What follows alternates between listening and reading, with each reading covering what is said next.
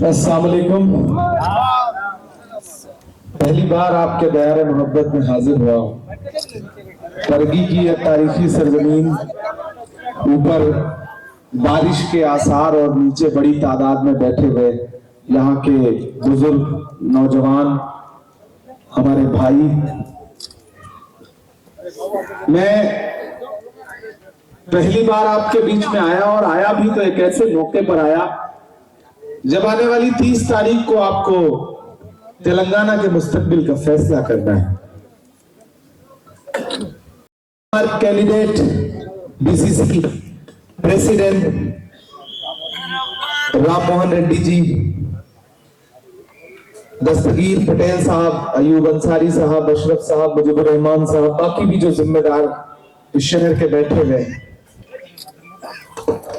कभी राहत इंदौरी ने एक शेर कहा कि कोई मौसम हो सुख दुख में गुजारा कौन करता है, कोई मौसम हो सुख दुख में गुजारा कौन करता है, परिंदों की तरह सब कुछ गवारा कौन करता है, घरों की राख फिर देखेंगे पहले देखना यह है, घरों को फूंक देने का इशारा कौन करता है।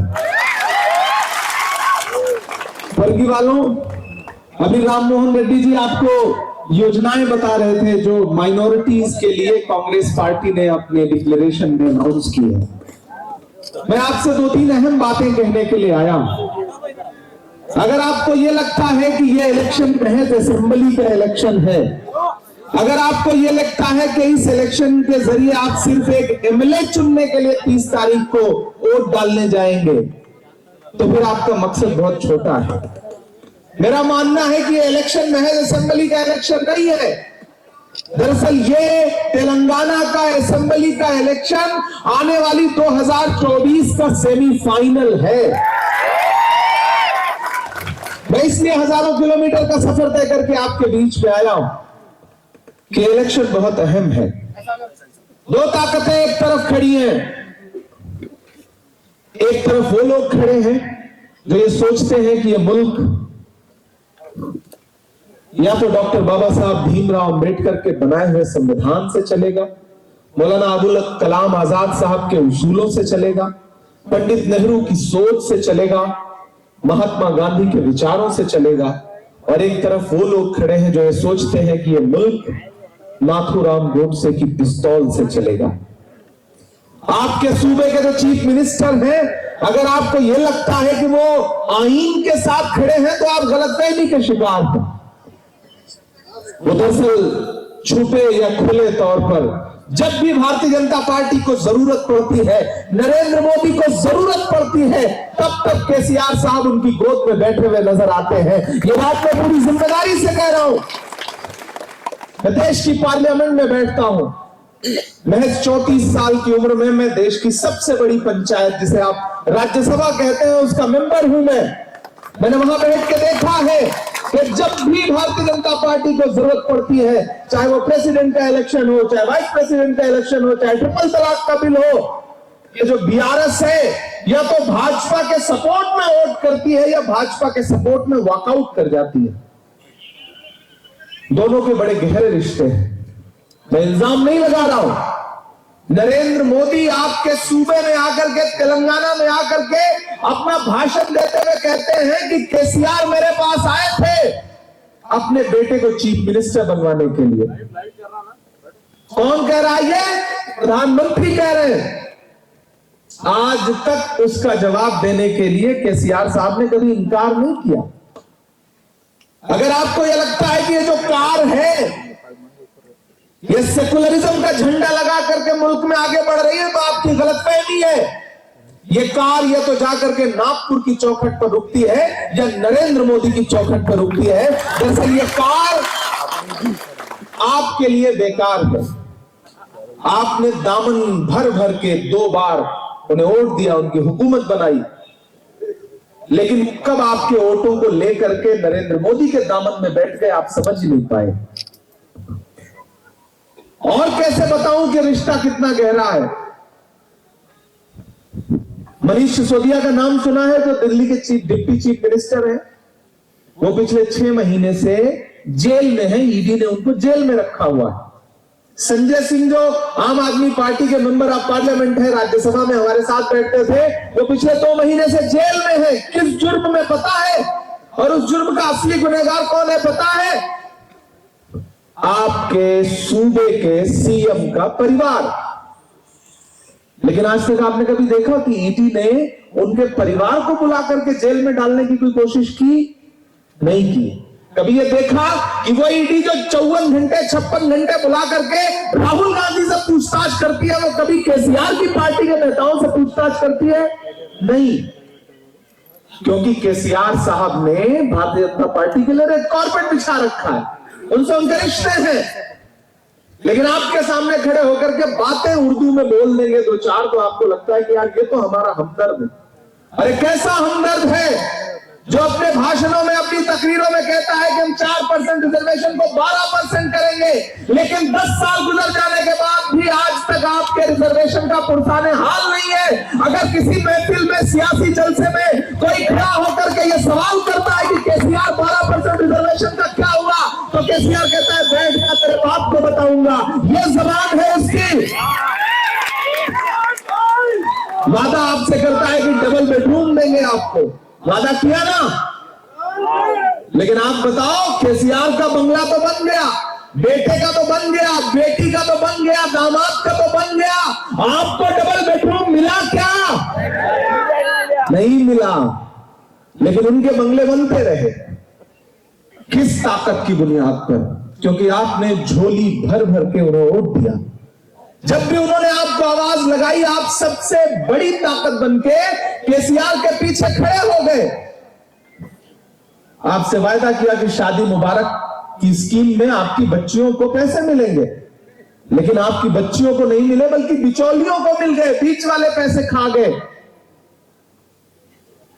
आपसे वादा किया कि औकाफ की जमीनें लुटने नहीं देंगे, लेकिन परगी वालों, पूरे हिंदुस्तान का सबसे पहला सूबा है तेलंगाना, जहां 77,000 एकड़ जमीनें हैं औकाफ की, और उसमें तकरीबन 60,000 जमीनें या तो लूटी जा चुकी हैं या बेच दी गई हैं। उनका कोई पुरसाने हाल नहीं है।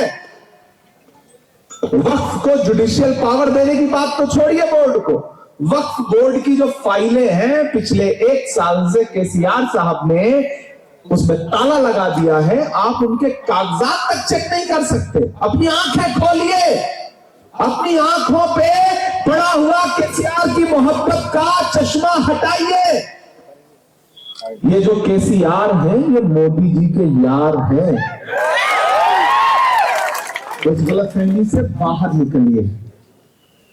तो यहां खड़ा होकर के पूरी जिम्मेदारी से आपसे ये कह रहा हूं कि हमने तेलंगाना बनाया, सोनिया गांधी जी ने तेलंगाना दिया, अब उसे सजाने संवारने की जिम्मेदारी भी हमारी है।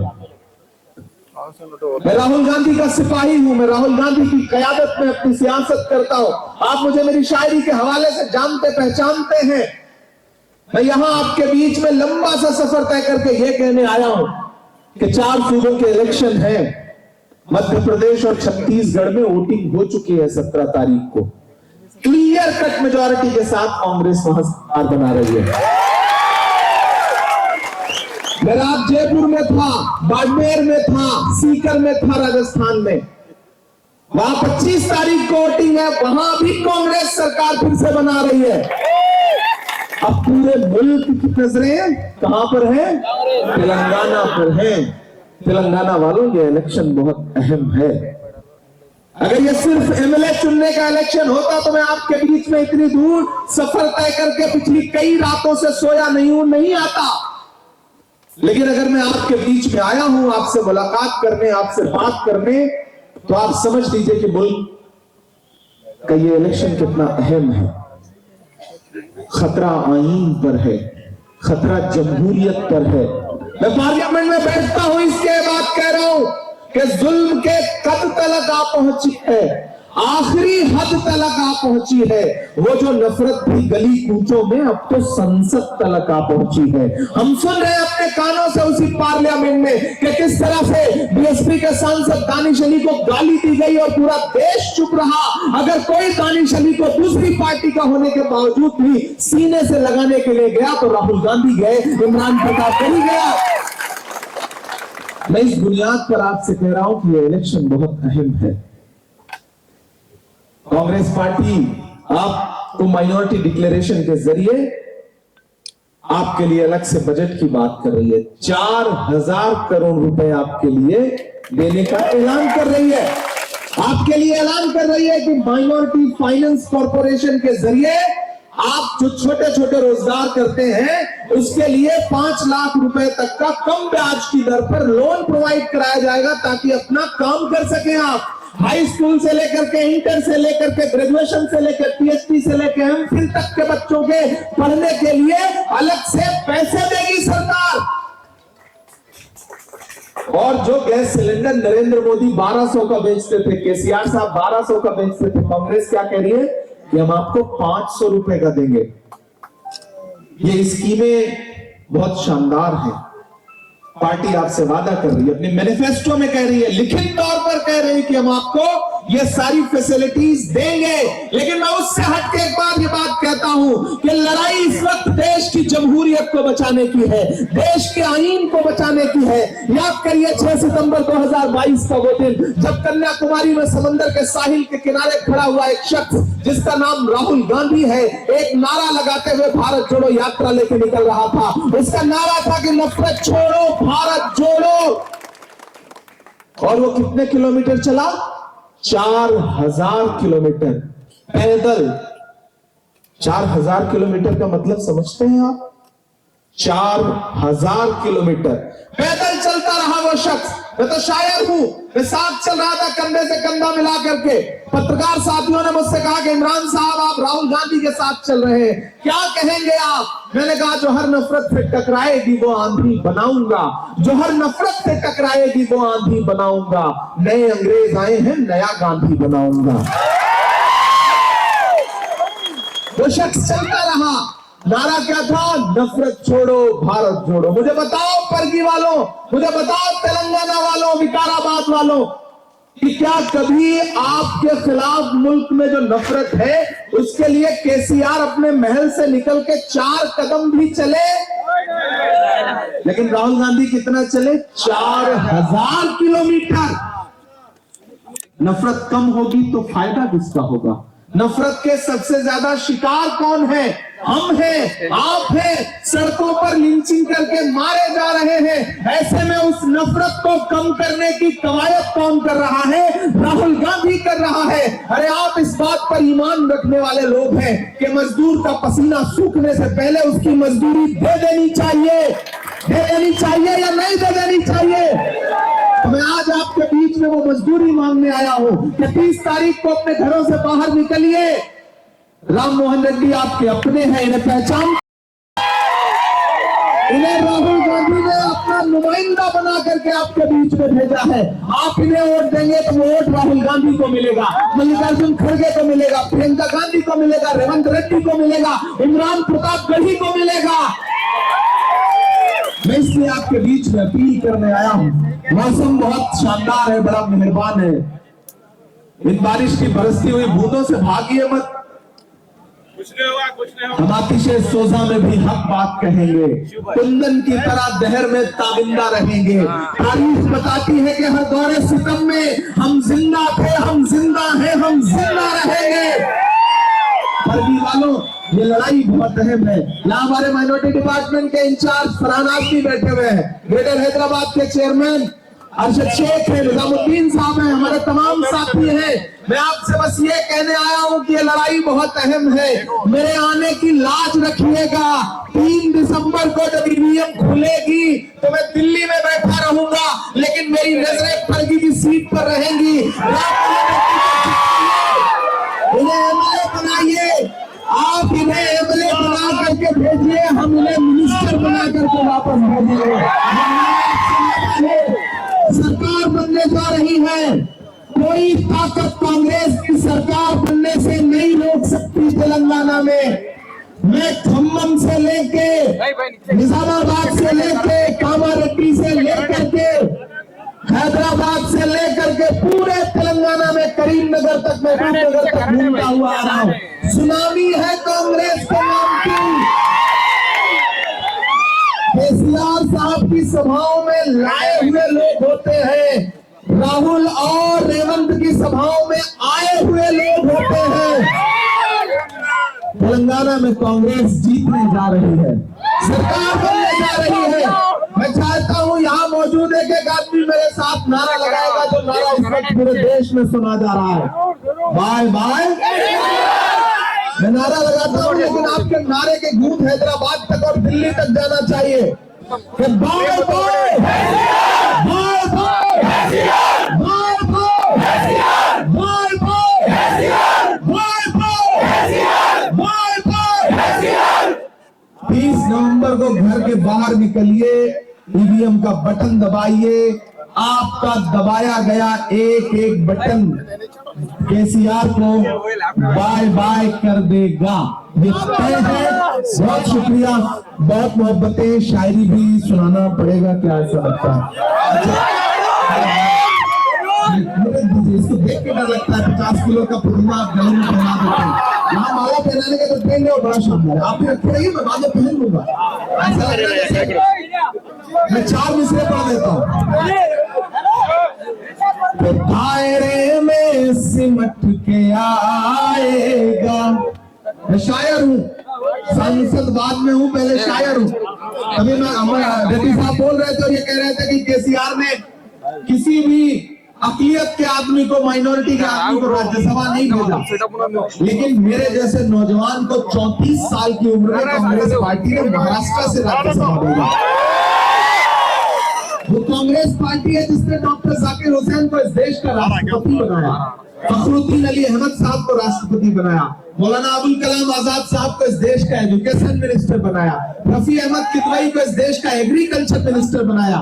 जो लोग आपके बीच में आके तकरीरों में कहते हैं कि कांग्रेस ने 70 साल में क्या दिया है, उन्हें बताना कि कांग्रेस ने क्या दिया है। उन्हें बताना कि कांग्रेस ने सैयदा अनवरा तैमूर को असम का चीफ मिनिस्टर बनाया। वो कांग्रेस है जिसने बरकतुल्लाह साहब को राजस्थान का चीफ मिनिस्टर बनाया, अब्दुल गफूर को बिहार का चीफ मिनिस्टर बनाया, अब्दुल रहमान अंतुले को महाराष्ट्र का चीफ मिनिस्टर बनाया। जो आपके बीच में ये झूठ, ये प्रोपेगेंडा फैलाने आते हैं कि कांग्रेस ने दिया क्या है 70 साल में। दरअसल इसी तरह का सवाल तो नरेंद्र मोदी भी पूछते हैं कि कांग्रेस ने किया क्या है 70 साल में। नरेंद्र मोदी कहते हैं किया क्या है, केसीआर कहते हैं दिया क्या है। ये जो केसीआर है मोदी जी का यार है, ये दिमाग में बिठा लीजिए, दोनों के बड़े गहरे रिश्ते हैं। और मैं तो आजकल हर सभा में जाके कह रहा हूं कि केसीआर आपकी राजनीति का अंत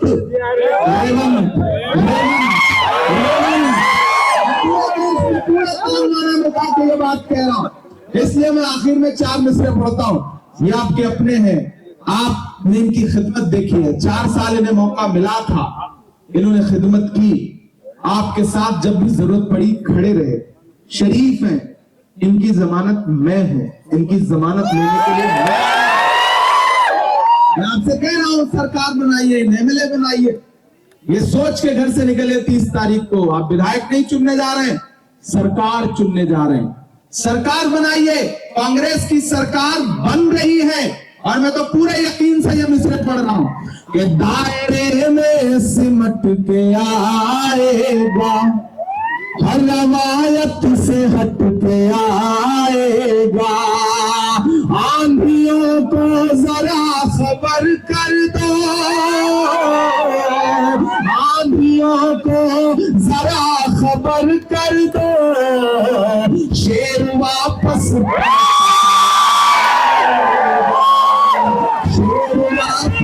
पलट के आएगा। Bye bye, bye bye, bye bye. बहुत शुक्रिया, बहुत मोहब्बतें। इंशाल्लाह फिर आऊंगा आपके बीच में। आप इन्हें चुनाव जिताइए, जिताने के बाद जीत का शुक्रिया अदा करने के लिए आपके बीच में बहुत शुक्रिया। अगली सभा के लिए अमोल रेड्डी